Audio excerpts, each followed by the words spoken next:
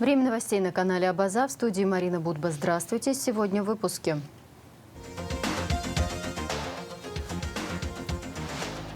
Год нашему выбору. 22 марта 2020 года в Абхазии состоялись повторные выборы президента республики. Свалка, как работает дом. Наш репортаж с полигона бытовых отходов в Кагрском районе.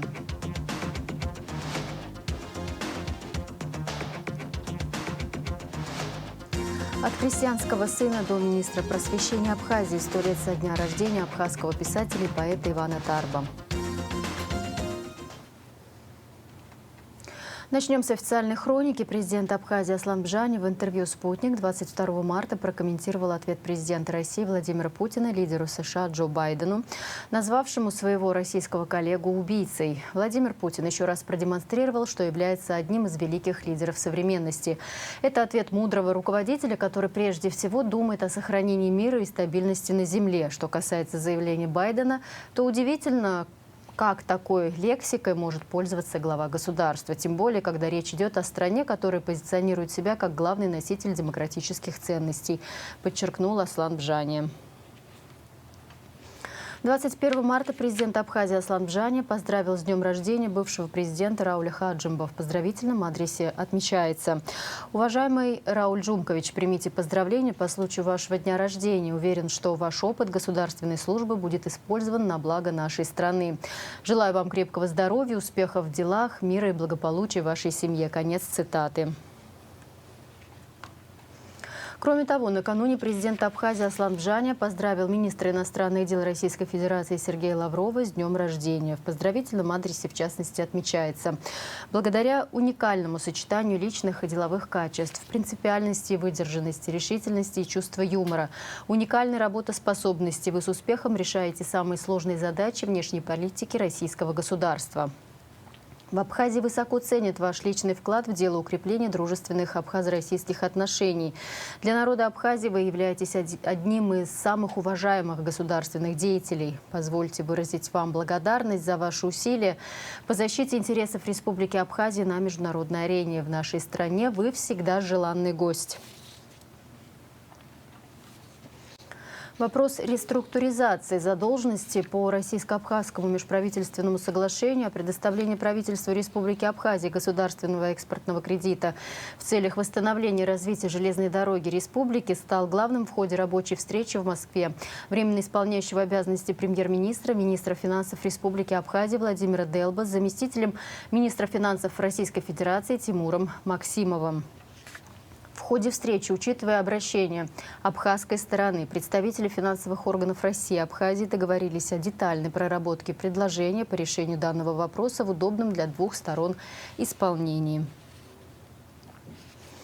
Ингурская ГЭС возобновит работу 1-2 мая, рассказал спутник председатель правления Ингургэс Ливан Мибония. По его словам, на сегодняшний день ремонтные работы выполнены на 60%, и окончить их планируется к концу апреля. Мибония отметил, что провести ремонт на всех потенциально проблемных участках тоннеля за 3 месяца невозможно. Поэтому было решено вести работы в более проблемных местах, откуда вытекает большое количество воды. Их протяженность в совокупности составляет около 2,5 километров.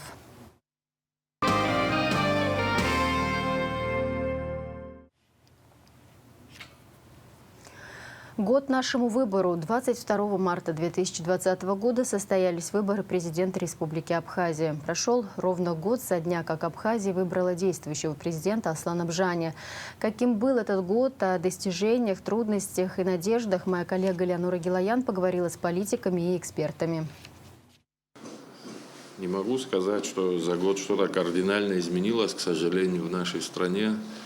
Причем совершенно не важно, кто выиграл или кто проиграл, если смотреть на картинку как обобщенно, вообще не важно, кто выиграл и кто выиграть должна всегда Абхазия, а не какая-то политическая сила. В этом плане, к сожалению, если так обобщенно повторюсь, смотреть каких-то значимых подвижек мы пока все вместе, подчеркиваю, пока, к сожалению, не добились. Единственное, чего мы добились, и вот эта красная черта не пройдена после очередных выборов, слава тебе Всевышний, что каждый раз нам хватает разума в какой-то момент остановиться. Все-таки я видела такие мирные посылы со стороны власти, не всегда удачные, иногда более удачные. Мне кажется, во всяком случае, такое пространство для каких-то консультаций и встреч пытаются создать и власти, и оппозиция с переменным успехом. Я все-таки надеюсь, что со временем, да, это сложный процесс, сложный путь, но мне так представляется, что все-таки удастся какую-то такую конструктивную формулу выработать. Может быть, с помощью вот этого общественного совета, который предварительную такую встречу уже, которая прошла. Может быть, какие-то другие формы, но я надеюсь все-таки на... Репортаж Элеоноры Гилаян на эту тему смотрите в нашем ближайшем выпуске новостей.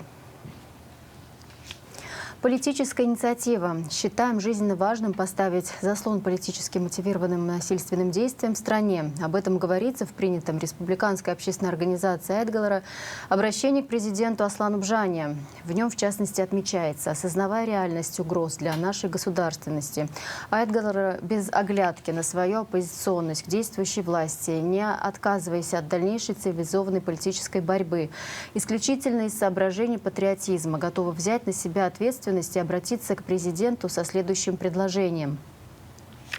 Дать объективную политическую оценку всем событиям, сопряженным с насильственной сменой действующей власти, а также несанкционированным митингам и шествиям, периодически ставивших под угрозу национальную безопасность и правопорядок в нашей республике в период с 2004 года по настоящее время, после чего незамедлительно объявить политическую амнистию с тем, чтобы данное решение способствовало внутриполитической стабильности. Начать диалог с оппозицией, с реальных действий, направленных на объединение всех политических сил, недопущение антиконституционных действий и реального объединения народа. Кроме того, Высший совет Айтгалара обращается ко всем общественно-политическим движениям и политическим партиям с просьбой поддержать их инициативу.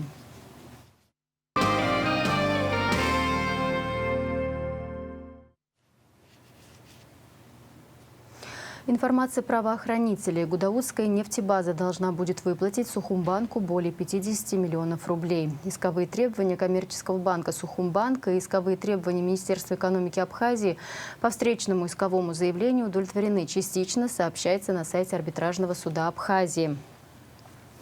Рассмотрение дела прошло 19 марта. Суд удовлетворил требования Сухумбанка по 5 кредитным договорам и решил взыскать с Гудаутской нефтебазы в пользу Сухумбанк задолженность в размере 53 миллиона 94 тысячи 479 рублей. Кроме того, суд прекратил залог имущественного комплекса Гудаутская нефтебаза, расположенного по адресу Гудаутский район, поселок Бамбора, село Лыхны.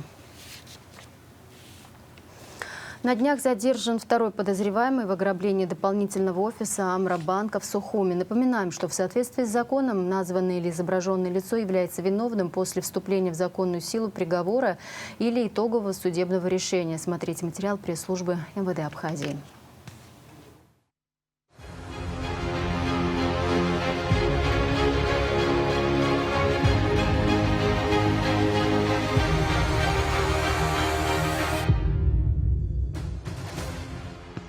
Правоохранительными органами задержаны двое подозреваемых в разбойном нападении на дополнительный офис Амробанка.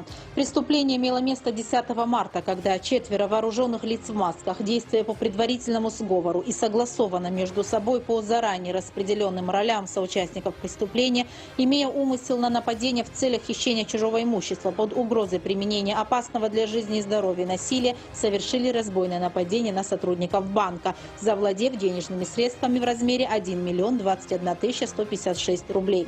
Между сотрудником охраны и нападавшими произошла перестрелка, после чего последние скрылись на автомобиле Ford Galaxy. С целью сокрытия преступления злоумышленники сожгли вышеуказанную автомашину по улице Армейская. 13 марта текущего года по подозрению в совершении данного преступления задержан Квицини Алхас Нударович, 1983 года рождения. В ходе предварительного следствия также установлен второй подозреваемый и 14 марта задержан Будба Астамур Славикович, 1981 года рождения. Оперативно-розыскные мероприятия и задержание подозреваемых в данном разбойном нападении лиц провели сотрудники службы государственной безопасности совместно с Управлением уголовного розыска МВД Республики и отделом уголовного розыска столичного управления внутренних дел. В отношении Алхаса Квицини Астамура Будба избрана мера пресечения, заключения под стражу. Следственно-оперативные мероприятия, направленные на установление и задержание остальных соучастников преступления, продолжаются. Гагрские спасатели обеспечивают безопасность тренировочных сплавов по реке Бзыбь, сообщает пресс-служба МЧС. Команда юных спортсменов прибыла в Абхазию из Санкт-Петербурга. 6 спасателей находятся непосредственно на месте тренировок во избежание чрезвычайных происшествий. Тренировки проходят на месте впадения рек Кега и Бзыбь. Согласно сообщению оперативного штаба, за 20 марта тестирование на коронавирусную инфекцию проведено у 121 человека. Диагноз COVID-19 подтвержден у 12 из них. В Гагрской ЦРБ 20 марта скончалась пациентка 1925 года рождения. У женщины была выявлена новая коронавирусная инфекция, двусторонняя полисегментарная пневмония тяжелого течения. Общее число выявленных заболевших коронавирусом составляет 13 219 человек. Зарегистрировано 209 летальных случаев. Выздоровели 12 650 человек. Руководство Министерства здравоохранения Абхазии с представителями российского Минздрава провело онлайн-конференцию по вопросу реализации программы формирования общего социального и экономического пространства между Россией и Абхазией на основе гармонизации законодательства, строительства кардиологического центра и детской больницы в республике. В рамках онлайн-конференции министр здравоохранения Абхазии Тамас Сахнаки напомнил, что готово межправительственное соглашение о строительстве в Абхазии современного кардиологического центра. Этот проект был рассмотрен на встрече президента Абхазии Аслана Бжани в декабре 2020 года с министром здравоохранения России Михаилом Мурашко. Свалка как работает дом. Утилизация отходов – одна из самых острых проблем в Абхазии. Последние годы протесты против свалок проходят в Абхазии все чаще. Таким образом, уже закрылись полигоны в Цандрипше, Гудауте и Сухуме. О том, как возят сухумский мусор в Галский район, мы уже рассказывали в эфире Абаза ТВ. В этот раз съемочная группа отправилась в Гагрский район на самую проблемную свалку Абхазии. О том, как живется местным жителям, почему свалка постоянно горит и что с этим планирует делать руководство района, в своем репортаже расскажет Надежда Боровикова. Мусорная свалка в Гагарском районе, пожалуй, самая проблемная на территории Абхазии. Бытовые отходы на этот полигон в селе Алахадзы привозят уже более 70 лет. После серии протестов местных жителей закрылись полигоны в Цандрипше, Гудауте и Сухуме. И нагрузка на Гагарскую свалку выросла в разы. На сегодняшний день это единственный полигон ТБО в Гагарском районе. И также, получается, после закрытия полигона ТБО в Гудаутском районе, теперь машины, мусоровозы так называемые, из города Афон и Гудаутского района в целом приезжают сюда и выгружаются здесь. Ежемесячно из Гудаутского района, из Гагарского района общий объем ввозимого сюда мусора составляет порядка 10 тысяч кубометров. Точные размеры Гагарской свалки установить сложно. В разные годы местные чиновники называли от 20 до 36 гектар. Зато с точностью можно сказать, что свалка постоянно горит. Ядовитый дым окутывает близлежащие домовладения. Летом находиться на улице невозможно. Со двора Петроса Миносяна хорошо виден дым над свалкой. И это еще считается не самое близкое соседство. Во-первых, дышать невозможно в вечернее время, утреннее время. Ветер когда откуда, или сюда, или на сторону Красного Креста. Муха летнее время невозможно, тут сзади дома невозможно сидеть. Вот сейчас, холода пошли, уже мухи дома появились. Честно говоря, это мы. А если там ближе кто живет, вообще ужас. Что творится? Руководство района и республики об этих проблемах, конечно, знает. В 2018 году возмущенные жители Алахадзы выходили на митинг протеста, требовали потушить свалку, а иначе грозились перекрыть въезд на полигон. Юрий Хагуш, нынешний глава администрации Гагарского района, тогда был депутатом парламента и вместе с жителями требовал скорейшего решения проблемы. Мусор тогда потушили при помощи российского вертолета МЧС. Эффекта хватило ненадолго, но на протест люди больше не выходили. Первое, когда отдыхать заезжают, говорят, у вас свалка, дым идет или нет? Мы говорим нет, но видят все равно. Как администрация меняется, говорит, снимаю. А потом все, забывается это все. Хоть бы не горело, убирать, не знаю, уберут или нет. Чтобы потушить тлеющий мусор, необходимо перемешивать его с грунтом и утрамбовывать. В 2019 году в интервью «Эхо Кавказа» начальник Гагарского управления городского хозяйства Вилон Бения рассказывал, что своими силами тушили свалку 8 дней. Понадобилось 2 экскаватора и 400 КАМАЗов с землей. Заниматься этим постоянно администрация не может. На это попросту нет средств. Свалка часто бывает горит. Это как и естественные причины, так и умышленные поджоги. Естественные причины я подразумеваю, что при разложении различных химикатов и газов, которые выделяются от мусора, да, вот, бывает, воспламеняются. Умышленные поджоги осуществляются теми людьми, которые, как бы это ни звучало, и собирают здесь черный металл. Действительно, если пройти вглубь свалки, можно увидеть людей, которые здесь работают, и домашний скот, который здесь питается. Сборщики отрицают, что имеют какое-либо отношение к умышленным поджогам. Сгоревший металл, объясняют они, и весит меньше, и стоит дешевле. Понимаете, общая площадь свалки, как я уже ранее сказал, более 20 гектаров. На въезде, да, у нас здесь есть так называемый контрольно-пропускной пункт, где сидит ответственное лицо, но не вся территория свалки огорожена. И для подобных целей люди могут и демонтировать забор в какой-то части. Забора как такового вокруг свалки нет. Ответственность за его возведение в 2018 году пытались возложить на инвестора из Ростова Александра Георгицына, который годом ранее открыл на территории Гагарского полигона цех по переработке пластика и производству тротуарной плитки. Эта линия должна была хоть отчасти решить проблему свалки. Из общего объема мусора сборщиками изымался самый ядовитый при горении материал. Плюс был конкретный хозяин, заинтересованное лицо. С него можно было и за забор спросить, и за шлагбаум. Но не срослось. В 2000, если мне память не изменяет, в 2018 году была запущена данная линия по сортировке мусора, значит, иностранным гражданинам, инвесторам, бизнесменам. Так как он не получил рентабельный рынок сбыта, это предприятие начало угасать, и на сегодняшний день оно не работает. С несколькими сборщиками удалось поговорить. От видеоинтервью они отказываются, но без камеры рассказывают, что раньше, когда на территории свалки была переработка, сборщиков было много, и работы всем хватало. Собирали пластик, картон, бумагу, стекло и металл. В среднем каждый зарабатывал до 30 тысяч рублей в месяц. Потом у инвестора начались проблемы с местными, появились неофициальные хозяева земли, долго не могли разобраться, кому какую долю должен платить хозяин линии. В итоге инвестор закрыл предприятие и уехал. Местному жителю Петросу Миносяну до сих пор не заплатили за рейс во Владимирскую область. Я один раз на большой фуре же работаю, и даже оттуда я пластиковый это повез. Они работали, Ростова парень был, по-моему, там какой-то был, директором был. Переработка. Да, я оттуда повез это в Владимирскую область. Плитку. Да, а потом приехал, они еще мне там деньги задолжали, в общем, и должны были плитку дать, он говорит, все оборудование украли, или сами не знаю.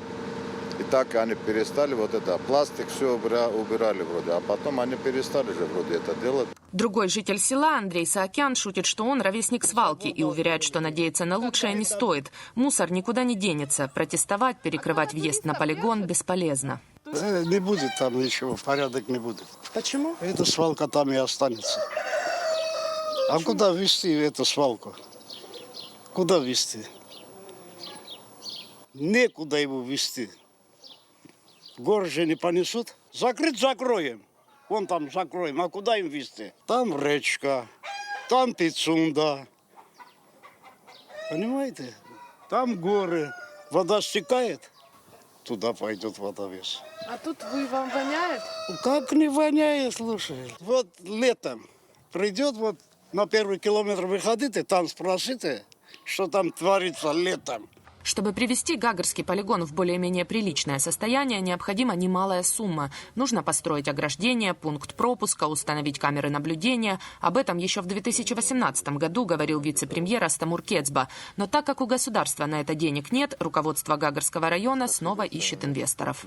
По поручению исполняющего обязанности главы администрации Гагарского района Юрия Хагуш мы возобновляем контакты с потенциальными инвесторами, которые имели намерение строительства мусоросортировочной, мусороперерабатывающей заводы здесь, в Гагре, на данной территории свалки.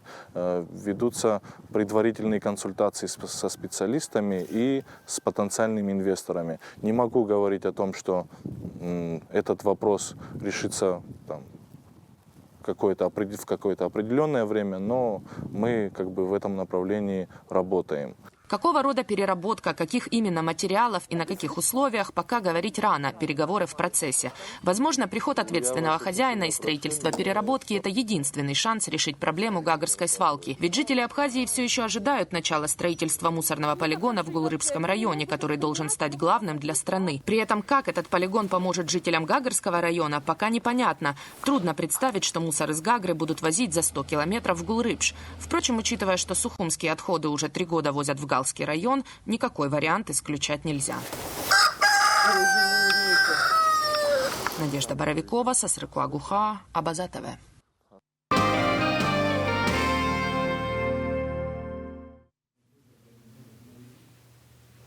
От крестьянского сына до министра просвещения Абхазии. 21 марта исполнилось 100 лет со дня рождения абхазского писателя-поэта, лауреата государственной премии имени Дмитрия Гуля Ивана Константиновича Тарба. Телекомпания «Абаза ТВ» подготовила ряд интервью к этой юбилейной дате. 21 марта, воскресенье, в нашем вечернем эфире в проекте «Амта Ялнахыс» вы могли видеть интервью абхазского литературоведа, критика, публициста Руслана Кабба. А сегодня в нашем эфире интервью сына писателя Тимура Тарба. Слово Мариане Котовой. В этой библиотеке почти ничего не изменилось с тех пор, как за этим столом, подбитым зеленым сукном, как это было модно в первой половине 20 века, работал Иван Константинович Тарба. Поэт, прозаик, глава Союза писателей Абхазии, министр просвещения, дипломат от литературы. Он объездил полмира с миссией донести правду о Советском Союзе, завести дружбу с писателями ближнего и дальнего зарубежья.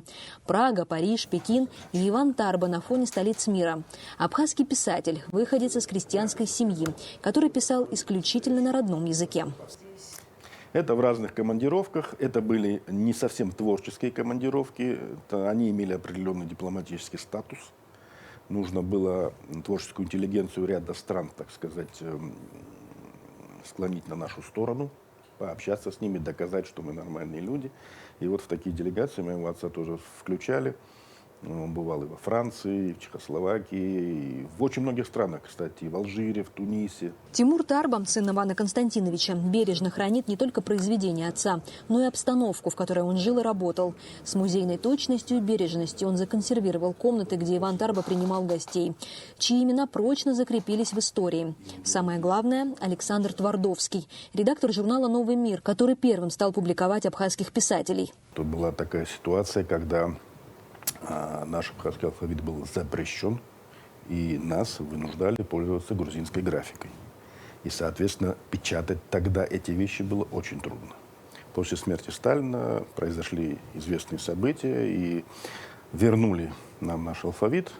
И уже тогда стал вопрос об издании абхазских поэтов и писателей. Да, в тот период Александр Твардовский приложил очень много усилий по распространению, печатанию абхазских поэтов, писателей и вообще популяризации Абхазии. Он бывал здесь, он любил Абхазию, очень часто бывал в гостях и в нашей семье, и у Баграта Шинкуба, и вообще тесно общался с абхазскими литераторами. Он питал большую любовь к нашей родине.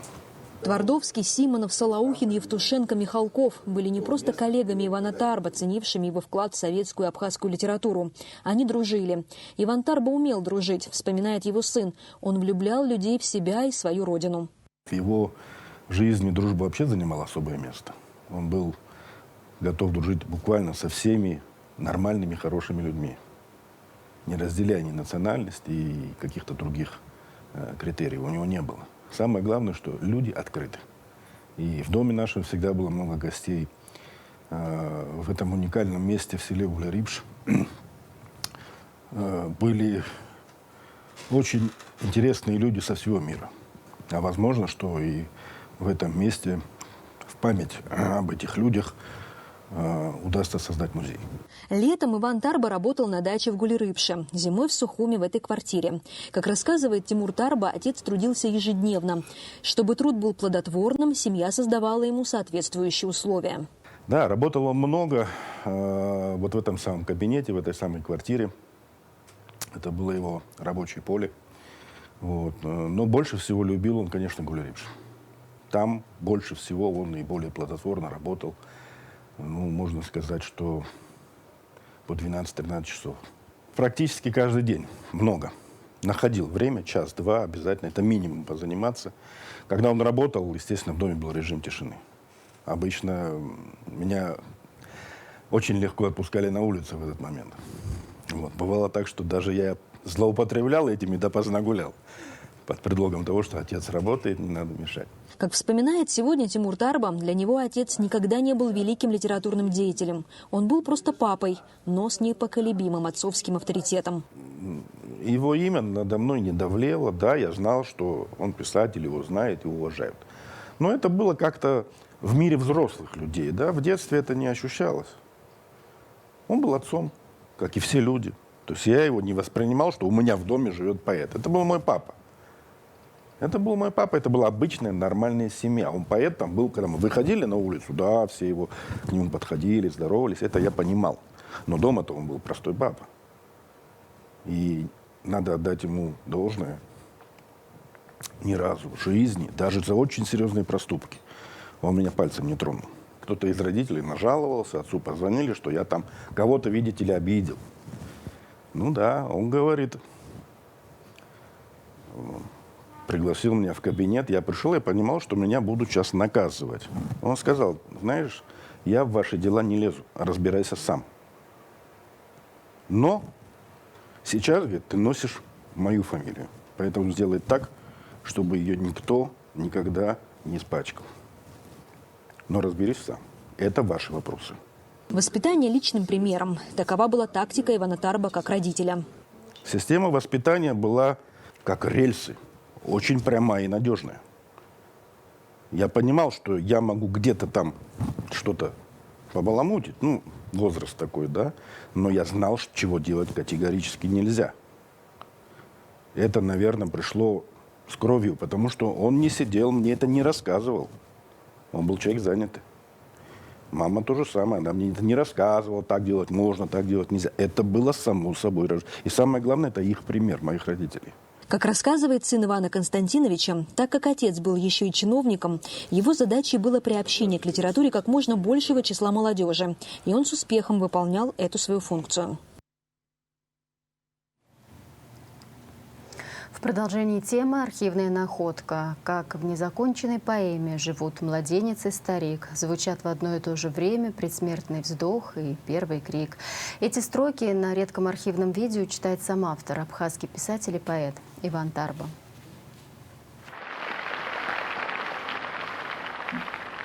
Как в незаконченной поэме живут младенец и старик, звучат в одно и то же время предсмертный вздох и первый крик.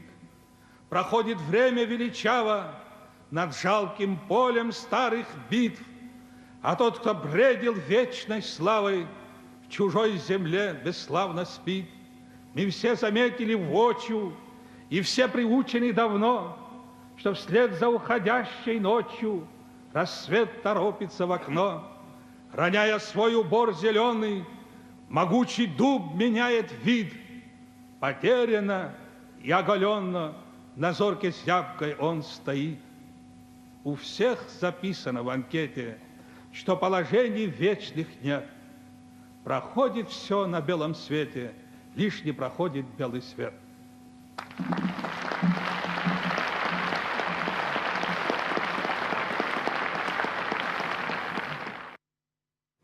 Всемирный день поэзии отметили в столице 21 марта. Мероприятие организовано Ассоциацией писателей Абхазии. В исполнении молодых чтецов прозвучали известные абхазские стихотворения. Все участники награждены памятными подарками. О том, как проходило культурное мероприятие, в репортаже Астанды Оторба.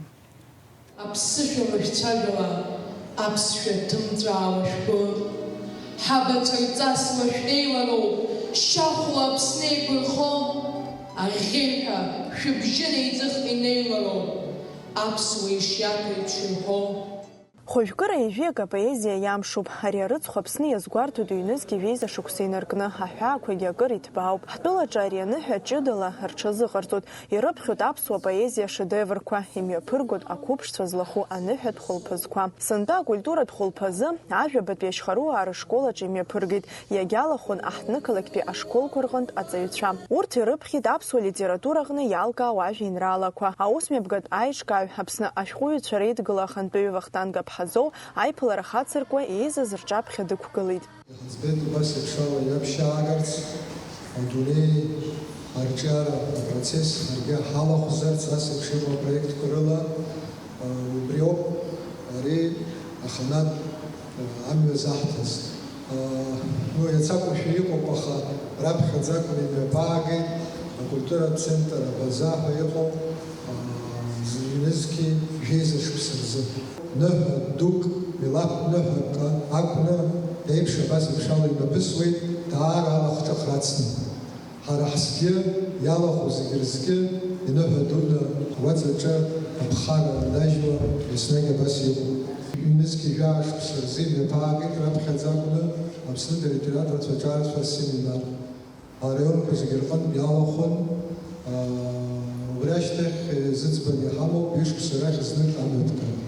Аригьы иаҳнарбоит ҳәарада, ҳаԥхьаҟа иҳалаланы иҟоу асеминар иалахәхаша аџьбанцәеи, аҭыԥҳацәеи. Арҭ аиԥыларақәа ҳара иаҳдырбон, ҳашколҩцәа, ҳпоетцәа, шаҟа ирҵауланы ҳашколқәа ирызнеиуа, шаҟа ҳхәыҷқәа ргәы хыҭхыҭуа ирҵо ҳажәеинраалақәа. Исеиӷьасшьоит агәабзиара ҳпоетцәа, аманшәалара, шәџьабаа ижәбоз рызгәы иаанагоит, ибзабаан иаҳԥылоит ҳҳәынҭқарраҿы, избанзар ҳара иҳамоуп аԥеиԥш, иҳамоуп ҳхатәы бызшәала ахьхьаҳәа ицәажәо ҳхәыҷқәа. Апоезиа амш азгәаҭара аныҳәахь ааԥхьара иман Аԥсны аҵараминистр Инал Габлиа. Шәаднагылаз Лабжьаратәи апоезиа амш сгәыӷуеит, ҽазныкгьы иаҳа шәазҿлымҳахуеит апоезиа, аԥсуа поезиа, Лабжьаратәи поезиа. Аҭыԥҳацәеи арԥарцәеи ауаарацәа рҿаԥхьа ақәгылара еиуеиԥшым ацәаныррақәа рнаҭон. Апоезиатә ҩымҭақәа раԥхьараан азнеишьа ҳарак аадырԥшит. Атәыла хәыҷ ыҟоуп, аԥсадгьыл хәыҷ мап. Зыԥсадгьыл ҟәнызшьазгьы имҩа дахьтәап. Иабацәа ирзырҳәари иҟьалаз аԥа. Иҟьалаз аԥа, иҭабаз ацәқәырԥа. Рцеиџьқәа рӡыхьшәашәа ахашҭуп схәыҷрагь. Сдунеи зегь иарлашоит уара ухәыҷра. Ушьхәақәа лакәуп сазыҳәан иахьагьы. Уӡыхьқәа хьаазгеит уажәаҳагьы. Ахәыҷқәа ԥышәа ҿыцк ирзаҩызан аиԥылара иалахәыз апоетцәеи ашәҟәыҩҩцәеи рхатәжәеинраалақәа раԥхьара ианалага. Уи ала маҷк иадамзаргьы рԥышәа рымардеит.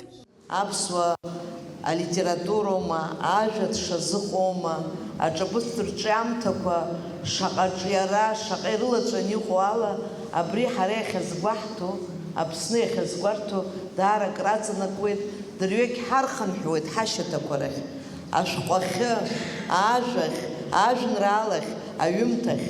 Егьа аамҭа царгьы, егьа технологиа ҟаларгьы, зегьы акоуп, ашәҟәы зыԥсахуа ҟалараны иҟаӡам.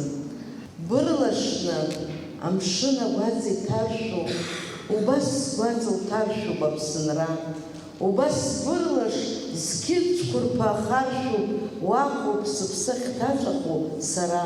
Сыԥсаҟны унаӡарц, Аԥсны уԥшаароуп, Аԥсны бырлаш, гәылаша гәыԥха, Аԥсны убарц, шәыԥсҭазаарак убароуп, шәыԥсынрак ургәылсыроуп уара. Ажәеинраалақәа ирыԥхьаз ашкол хәыҷқәа зегьы иранашьаны ҳамҭақәа, ақәыԥшцәа ирыдҵаз арҿиамҭақәа аамҭа кьаҿк иалагӡаны рхы-ргәы иаларсны, еилкааны ирзыӡырҩуаз ргәаҵанӡа инаргеит. Ажәеинраала лҩит Лиоля Тәанԥҳа, Иара иаҳа иазкуп аибашьраҿын зыԥсҭазаара иалҵыз аибашьцәа ирызкуп, урҭ рыхцәажәан илҳәоит. Иара даараӡа ҵак ду амоуп уазхәыцуазар, угәаҿы инимааир залшаӡом. Зегь реиҵкыс сгәаҿы иааит лара иахьылҳәо, рыхьӡ лнықәыл, рымҩа лныҳәо. Убарҭ ажәақәа ианылҵыз даараӡа угәаҿы иааиуеит. Аԥхьара нҳарҭа, мап ацәысымкит аԥсуара аганахь даараӡа сазыҿлымҳауп. Иара аҵарагьы исцәыцәгьаӡамызт. Аамҭа маҷк иалагӡаны исҵеит, насгьы иара ирласнгьы ҳарымҳәаӡеит, аԥхьара шәаҳҭоит, аамҭа маҷны иҳаман. Аха сҽазыҟасҵеит, сгәы иаанагоит ибзиангьы имҩаԥызгеит ҳа. Арҭ рҩызцәа аиԥыларақәа дара сара даара ирацәаны салахәым. Сара даара исгәаԥхоит ақәгылара ажәеинраалақәа иарҳәареи. Исыдыргалеит саргьы сгәаԥхеит, нас исҵеит иаразнак, иахьӡуп иара хьӡи-ԥшеи егьсҭахымызт, Таиф Аџьба иҩымҭа.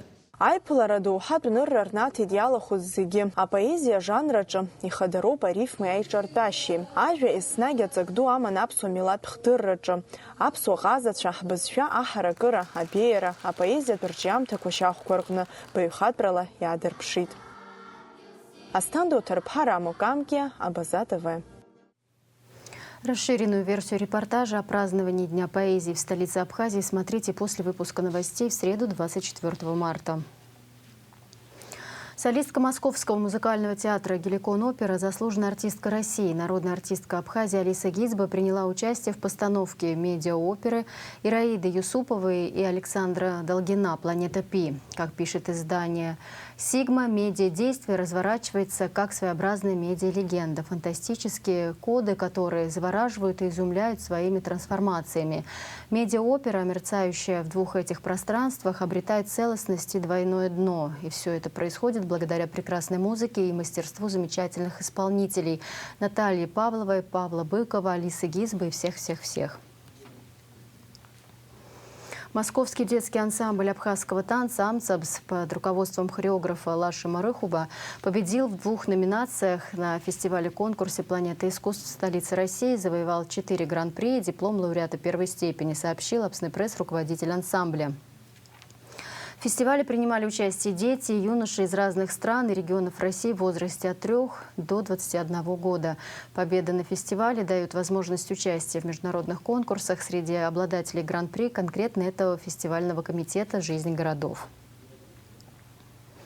Спортивные успехи. Харитон Аграба досрочно победил боксера Роджеса Хелбера Давида из Венесуэлы и завоевал титул чемпиона Всемирной боксерской ассоциации WBA «Континенталь» в полусреднем весе. Вечер бокса за титулы чемпиона мира по версиям WBC и IBF состоялся в субботу, 20 марта, на арене «Мегаспорт» в Москве. Это 5-я победа Харитона Аграба на профессиональном ринге. У нашего боксера сменился соперник за день до боя. Вместо венесуэльца Исейкера Кореа на ринг против него вышел его соотечественник Роджес Хелбер Давид. Сколько здоровья у этого парня. Ой-ой-ой, какие боковые удары. Ну, Летунову пора останавливать бой, мне кажется. Но при всем при этом Сергей Летунов, смотря на венесуэльца... Брейк! Шаг назад. Это брейк, это не остановка. Еще пока показывает Рохас, что... Еще 30 секунд до гонга. Интересно, Рохас вообще понимает, где он находится? Что с ним происходит и почему так все? Все, конец остановки. Возмущен. Ну что? Возмущен. Да я же еще в сознании, да я же еще... Внимания, света не будет. Черноморэнерго сообщает, что во вторник, 23 марта с 10 до 17:00 в связи с плановыми ремонтными работами будет отключена подстанция «Холодная речка». В завершении выпуска прогноз погоды.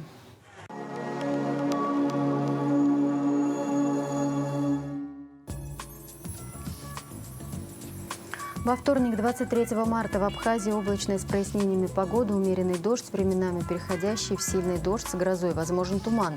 В предгорьях и горах снег с дождем, снег, температура воздуха ночью 10, днем до плюс 17, температура морской воды плюс 9.